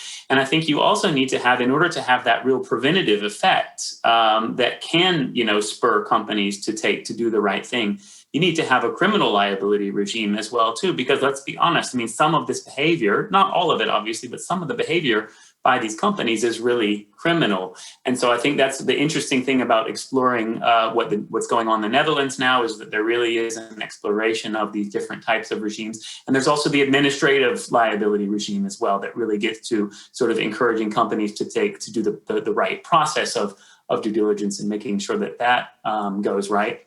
And I think once we have that sort of backbone of access to justice and access to for the community, that will allow some of the other mechanisms in this ecosystem or the bouquet of remedies, as we've talked about it before, to be more effective in doing their jobs correctly, in getting maybe more at some of the earlier stage, the preemptive type of remedies that can be offered by some of the non-judicial mechanisms, such as the national contact points and others, and the company level grievance mechanisms as well. Thank you, Joseph. I think throughout our day, we're going to be talking about what does good look like, a very ambitious program, because we're doing 10 years back and 10 years looking into the future. So you've shared with us a big vision from your side. And with that, I'm going to be closing out this panel. I want to say a big thank you to all of you for joining us. You've been terrific and we appreciate your time. So we're going to be transitioning now to the last panel of this focus session before we go into a break. And this panel, in our last panel, we talked about that worker in Guatemala. And our next panel coming up here is an opportunity to exactly connect with the sentiments of people, workers, and communities affected by business conduct outside of Western Europe or North America, where we focused our conversation for the most part today.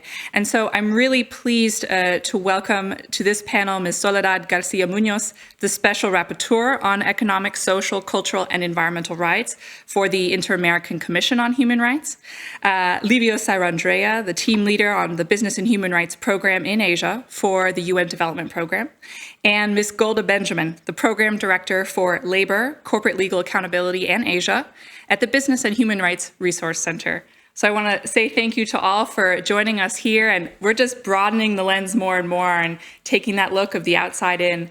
And so I want to kick us off, and Soledad, perhaps I'll pose the question to you first. We've discussed this morning so far the progress of guiding principles implementation over the past 10 years, and specifically some of the forthcoming measures, perhaps around mandatory human rights due diligence coming from the European Union. From where you're sitting looking at the Americas, what do you think the impact of such measures might be given the progress or gaps in your region on guiding principles implementation so far? Morning or good afternoon, everyone. Thank you very much for giving me the floor and for inviting me to participate in this very important space. In my opinion, the future EU directive on due diligence may impact business and human rights outcomes in the Americas importantly, and especially in relation to two key points. First, by establishing legal obligation that the states must demand from businesses registered within their jurisdiction or otherwise having their domicile therein, there is potential to frame, there is potential to frame obligation to require companies to take preventive or mitigating measures wherever they operate. That will be in line with what my 2019 report on Inter-American Standards on Business and Human Rights said, that under the American Convention on Human Rights, but also many other international human rights treaties, states have a duty to take such measures. Second, such a directive has an important opportunity to foster more effective access to remedy in transnational cases. This is not unknown, as many corporate human rights abuse go unpunished because of the difficulties for victims to have access to home state jurisdiction. Here lies another important analogy with what my report highlights, that access to judicial remedy, as framed by Article 25 of the American Convention on Human Rights, requires states to look also at their private international law mechanisms. There is an important opportunity for leadership by the EU in this regard, and we very much look forward to see it in action. And in relation to on connecting the future directive with progress and gaps on UNGPs implementation in the region, there are also two key points I would like to raise. First, it may kickstart a much needed regional conversation on state duties in the context of business activities. As we are all aware, the Americas are home to many business and enterprise with global operations, from Canada to Argentina. But most of the dialogue has taken place in the context of what Europe is discussing. As a region, as the Americas, we need to have our own conversation on what the duty to protect means, focusing on the regional needs and possibilities, and on the social, economic, and legal reality, since the context is much more different. Second, a starting point for this is to push for a new generation of national action plans that actually focus on action. I really appreciate the words of Matthias saying that we need to focus on the ground. It's exactly what we need in America, the most unequal region in the planet. We need NAPs to have a human rights-based approach while focusing on promoting measures to enhance legislation and access to remedy. It will be crucial that NAPs in the Americas also look at the economic role of the state, where a duty to protect and ensure human rights is already in place, considering the numerous occasions in which states participate as economic actors. As I mentioned in my report, NAPs are welcome, but not in isolation. Thus, we need integral measures to be adopted by a state that include legislative measures to require companies operating in the region to respect human rights. So this will be my initial consideration. Thank you very much. Thank you so much, Soledad. So much ground to cover there, and I hope we'll be able to come back with some questions following to that. So, Livio, you're joining us this evening from Thailand, and you've been involved on supporting forward movement on guiding principles implementation in the region for some time. From where you're sitting, what do you think might be the impact of, for example, mandatory measures coming out of the European Union as it meets progress and gaps in your region? Thank you. Thank you, Justine, for the question, and indeed, greetings from Bangkok. And I appreciate that today's discussion focuses on policy and normative changes within the EU, but I really have no doubt that many of the participants connecting today to this dialogue are doing so like I am doing from other regions, and for a simple reason. The supply chains have become increasingly globalized. So actors in Asia, in Eastern Europe, in Africa, in Arab states regions, all the regions that we are working on, governments, business, and civil society organizations are more and more aware of the fact that the new norms being introduced to regulate the operations of European companies will impact pretty much directly also on their business environment, and it will certainly impact on trade flows. You ask, what do I see from where I'm sitting? Well, from where I'm sitting, I see suppliers and trade partners of the EU that with a certain level of apprehension, with lots of interest, but also a certain level of apprehensions, want to know what to expect. I speak on average in 8, maybe 10 events each month outside the EU, mostly in Asia. I speak to governments, I speak often to companies also directly. And I guarantee you that by far the most common questions that I've been getting in these forums in the last 6 months are about upcoming mandatory human rights due diligence in the EU. It's an extremely interesting subject for the region where I'm sitting, and others as well. Then importantly, when I'm conducting these trainings on human rights due diligence, another observation that I can make is that more and more I see the legal officers of the multinational enterprises operating in Asia participating to the events on business and human rights, while until 1-2 years ago, we were basically seeing only sustainability officers. So there's an increased interest from companies, and they increasingly looked at the issue also from the point of view of liability. It's also important to stress that the interest of Asian actors in what happens in Europe is not new. It didn't start now with mandatory human rights due diligence. It started in my assessment in more or less 2016, shortly after the EU countries started adopting the national action plans. Many already spoke about the NAPs. And the relatively recent mushroomings of NAPs in Asia in the last 5 years is not a coincidence. It's to a large extent, in my view, the consequence of the wish of countries in the region where I live to convince EU and other actors with similar value-based trade policies that they will be able to count in Thailand or Pakistan or Mongolia, wherever NAPs are being drafted, on greener and cleaner supply chains. So there is a strong connection. There certainly is a bridge, if we want to refer to the title of our conversation. Now, EU moved, as we know, from NAPs to MHRDD, right? I'm simplifying, but this is the sort of a step we're looking at. Will Asia follow in EU footsteps again? I certainly hope so.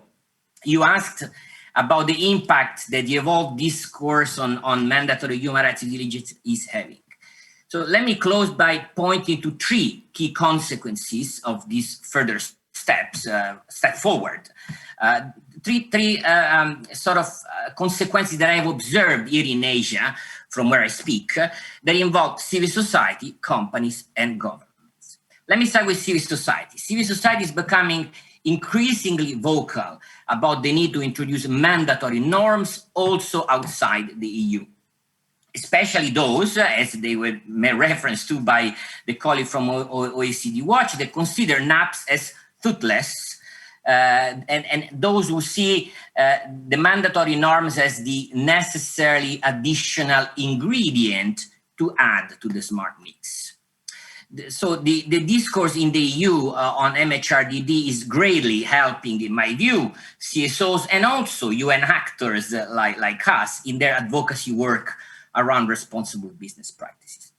Companies, in increasing numbers, are trying to find out what to expect, as I said before, and most importantly, they want to know what to do to manage their legal risks or the greater risks of losing partnership with EU companies. So from where I'm sitting, I'm seeing a growing interest in understanding how to conduct human rights due diligence, certainly more requests for trainings that we are receiving.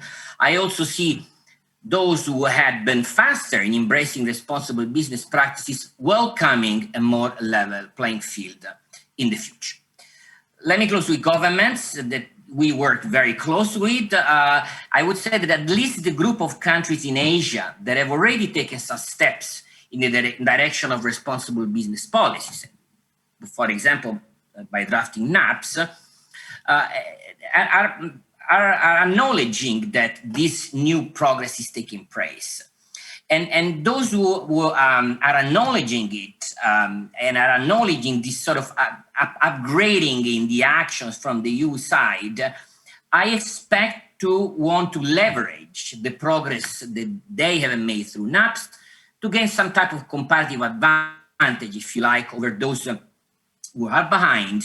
And hopefully, certainly this is our wish, motivate the laggards and those who are not yet convinced on the business and human rights agenda to catch up. I'll stop here. I'm happy to come back for any further question. Thank you.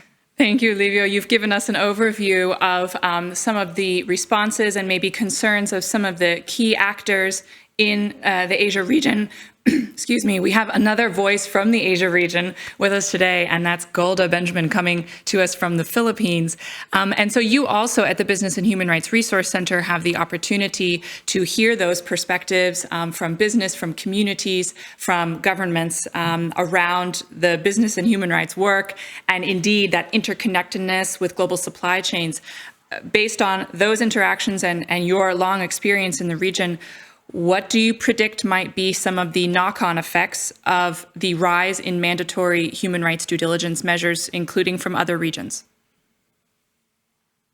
Thank you, Julie. And my answer to this question is short, but not simple.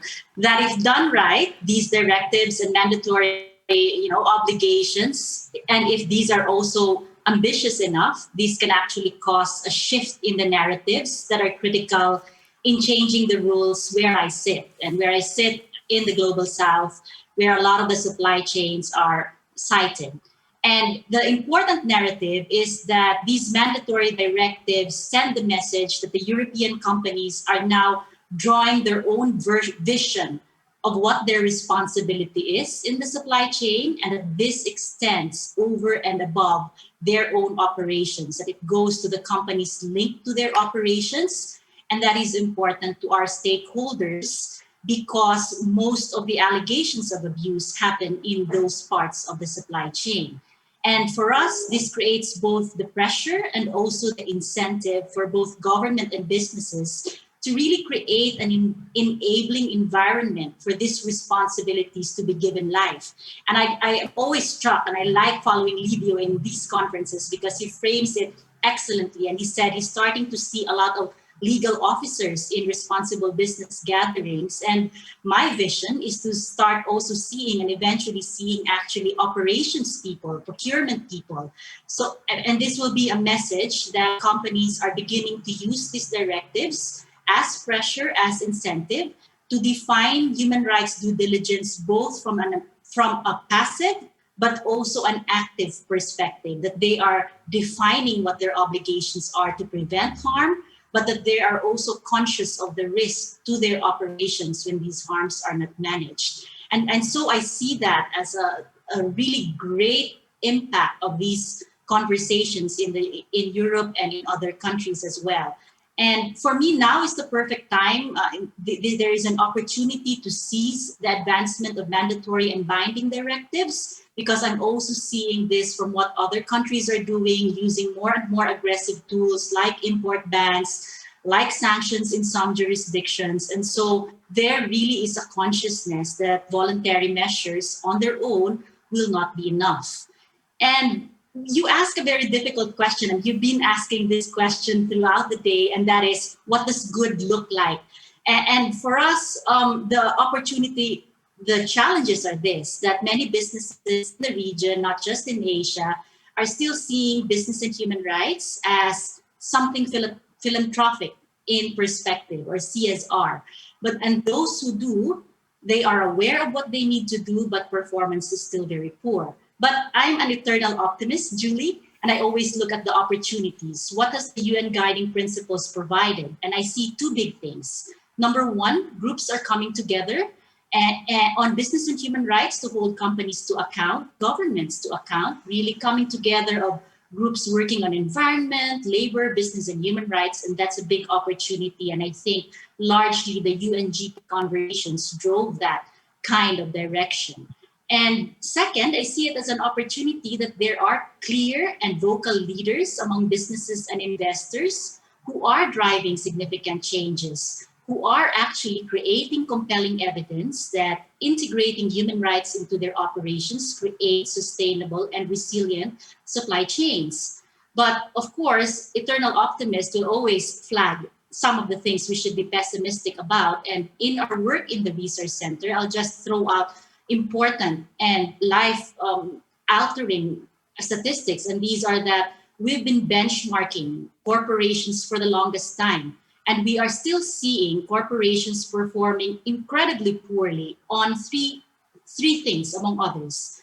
Worker voice, which affects freedom of association, remedy, which has been discussed again and again in the various panels, and of course also on purchasing practices.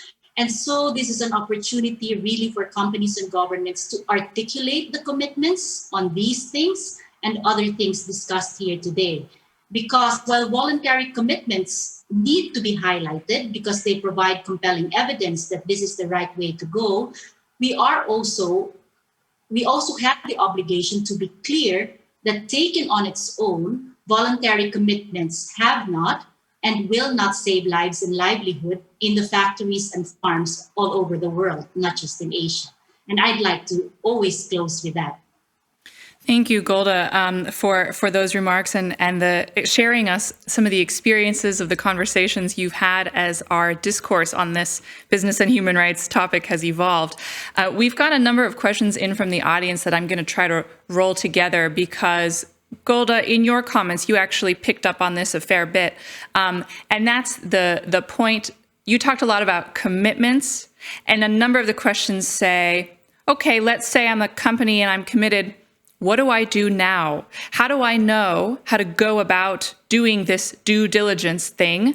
I don't necessarily have a lot of capacity. Maybe, as Livio referenced, we're sending new types of staff, personnel to events, legal professionals. You'd like to see operational professionals join. But very practically, what are some of the support offers that you have seen in your region that help companies deliver on their commitment once it's clear what the expectation is? Thanks, Julie. And I always love that question, being it helps shape the conversation. And I'll just pick on one indicator, and that's on remedy. We're always talking about due diligence, really looking at remedy. And some of the good practices that we're seeing is that, a lot of these civil society organizations are quite vocal. Even the workers' organization are quite vocal on what good remedy looks like.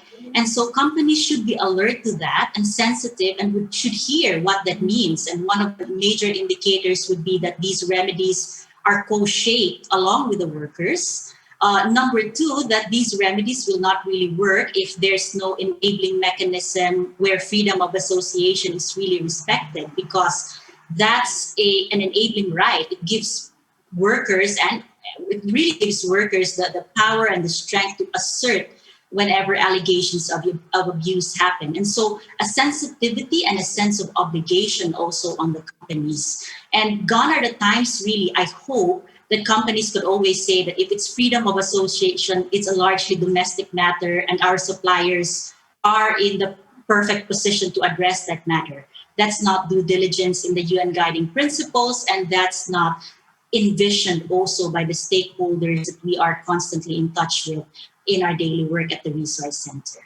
Thank you for that, Golda. I have another question in from the audience, which I think I'm going to pose here to, I think I'm going to pose this question to Soledad to bring back in the perspective from the Americas. And this is about the connection between making progress on the vision set out in the guiding principles and the challenge we face with corruption, and the connection between realizing the fundamental rights of workers and communities, including informal workers, as we've heard today, including supply chain workers, and the impact that corruption has on them being able to enjoy those rights. You did a very thorough report in 2019, as you referenced earlier, and that's why I'm tossing this big question to you, because I imagine that issue arose in your work.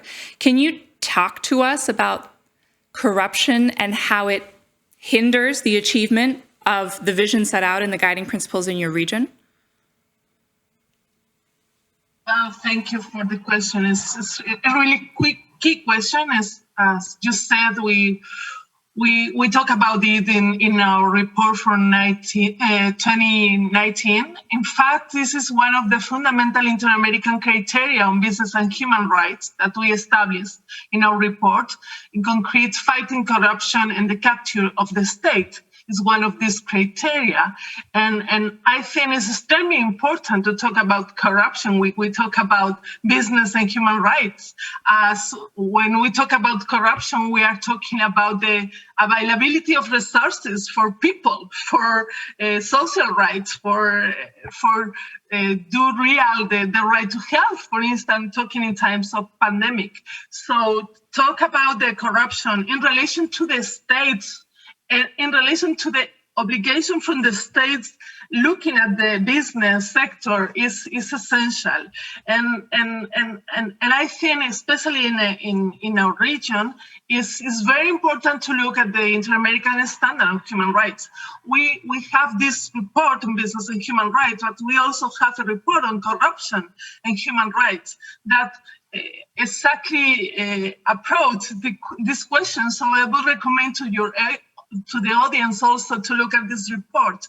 And if you allow me, I don't know if we have another chance to give to share some ideas on the matter we are discussing.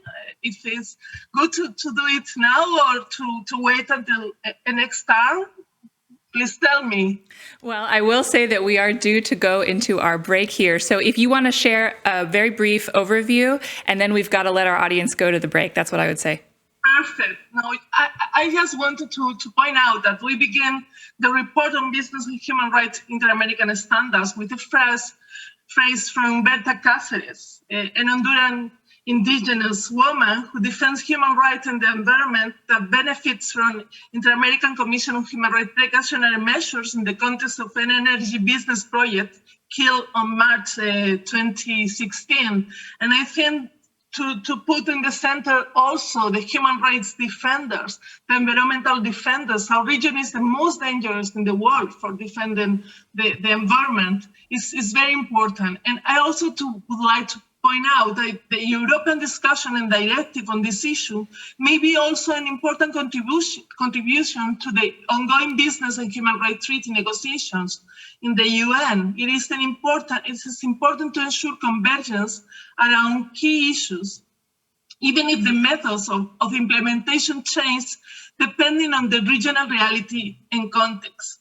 On a separate point, the Escazú agreement in our region is already a key element to be taken into consideration by the EU, its member states and companies.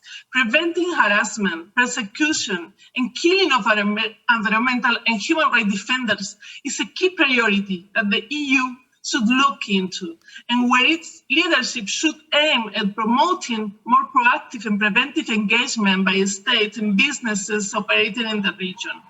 And about all, I would encourage Europe to put the international human rights framework at the center of its work on the subject, including regional developments and, speaking from America, especially the standards of the Inter-American human rights system.